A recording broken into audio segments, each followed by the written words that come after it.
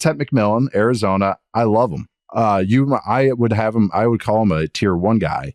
Ooh, okay. Because I love, of course, the size is always a thing I'm a sucker for, but how fluid he is in and out of routes. He bends really, really smoothly. He doesn't get stuck, which is always what I'm scared of with a big guy.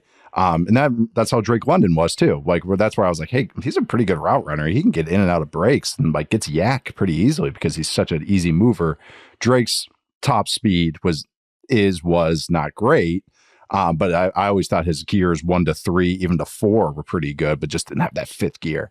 McMillan kind of is like, I don't know. I think he has a lot of London's qualities, but I also think he has a lot of like T. Higgins to his game.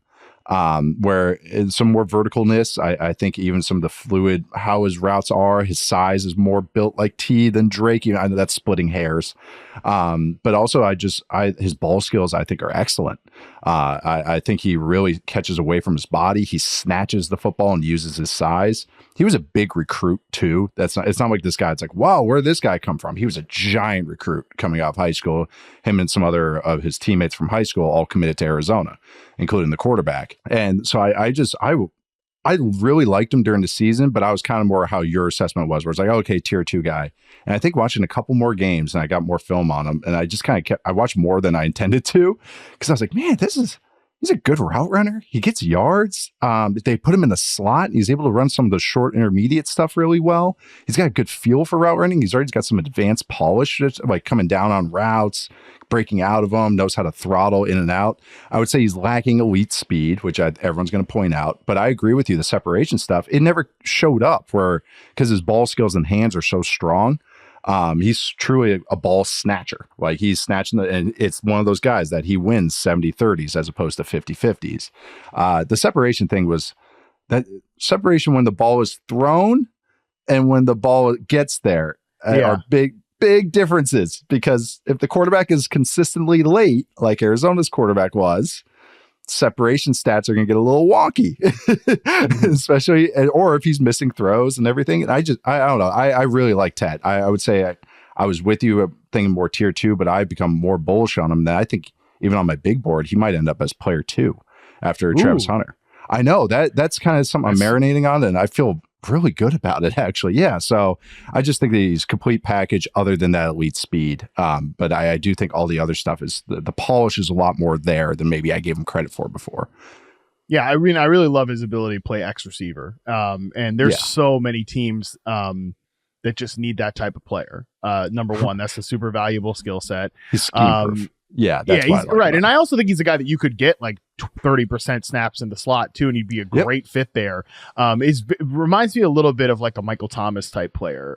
Just that, and I think that's like all the same axis of players, kind of the Michael Thomas, Drake London's, down to like Michael Pittman, Cortland Sutton. There's some scheme similarity there with obviously Thomas and Sutton. Another great part of that tier. He does, I think, like some of his prospect reception perception metrics look like a souped up Cortland Sutton, and Sutton's become a really good player.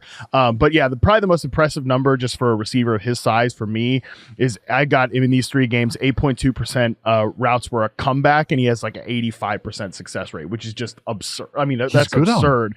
He sinks the hips and comes back to the ball well, but I love the way he works over the middle of the field. So cool. Yeah, I really like him. Good to hear a number there. Because that's an eye test. Because I was like, man, he's good on that's always a big thing with the big guys, is how they are on outbreakers. You don't want them rolling out of it because they're big. He was my height.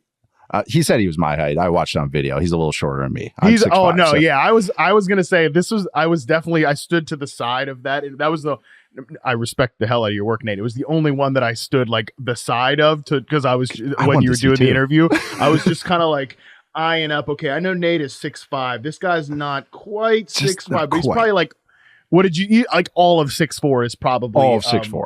What he is. I would say that. And 210, I think he said 212, somewhere in that range. That it's ideal X size. He's got.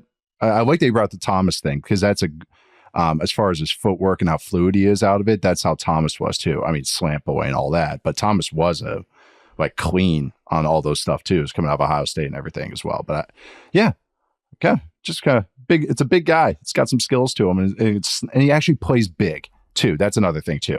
We're talking about some of the finesse stuff, but he plays big and high points and stuff. Which, right. That's the obvious stuff. That's why he gets, I think, typecasted as big guy that can't separate, is because you see a bunch of contested catches. But just like with Drake London, it is that the Taylor Heineke, Terry McLaurin corollary that I always talk about. Like, Terry's one of the better separators in the league, but when he was playing with Heineke, he'd have really high contested target numbers because Terry is open, and then that ball gets there late, as you said.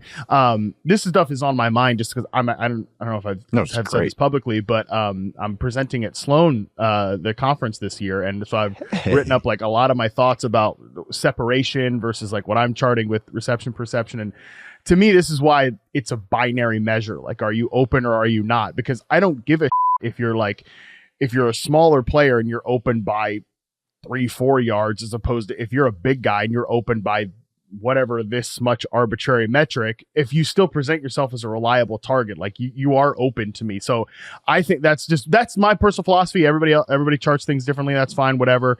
Me personally, it's why I'm not going to ding a big guy like this as a lack of a separator, because I see him get more than open enough for a player like this. He gets more open than Drake did coming out of USC. And I had no issues with it with London. I understood why it came up, but that's also the guy throwing to him. A part of it was Jackson Dart. And I remember some of those throws being very late. Was that Jackson Dart? I was like, that season? Yeah, there's a couple quarterbacks, I believe, that played that year. But no, I like that kind of like, are you open or not? Like, yes, no, 1 or 0. Also, maybe it's like, maybe the thing is that just even picturing in basketball, like there's a size threshold. A tall guy's be able to grab rebounds in more crowded areas just because of size. So it's like, yes, for 6'4" is a smaller separation needed than a guy that's 5'9", built like Tutu Atwell or something like that. Like, I know that sounds obvious, but just some people just forget. Just forget. We all just group these guys as receiver or tight end as opposed to what they're actually built like and how they win. So great discussion. I'm glad we talked Tet McMillan because he fired me up this weekend. I was supposed to just watch 2 more games on him. I ended up watching 4 more. And the Colorado game was a little disappointing because he only had one-on-one matchup against Travis Hunter because Hunter had a bum shoulder and played offense most of the game. So that was want. And I was wondering why he was guarding tight ends. They were in man coverage and they put him on a tight end though. That was interesting game plan. Yeah, I don't know. Going against Tet McMillan in that game.